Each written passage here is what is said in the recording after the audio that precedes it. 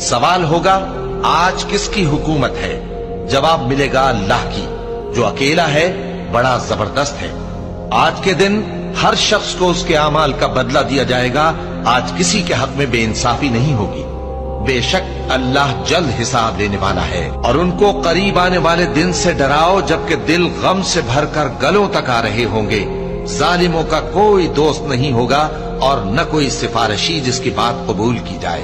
جن لوگوں نے ہماری کتاب کو اور جو کچھ ہم نے پیغمبروں کو دے کر بھیجا اس کو جھٹلایا، وہ انقریب معلوم کر لیں گے جبکہ ان کی گردنوں میں طوق اور زنجیریں ہوں گی، وہ گھسیٹے جائیں گے یعنی کھولتے ہوئے پانی میں، پھر آگ میں جھونک دیے جائیں گے۔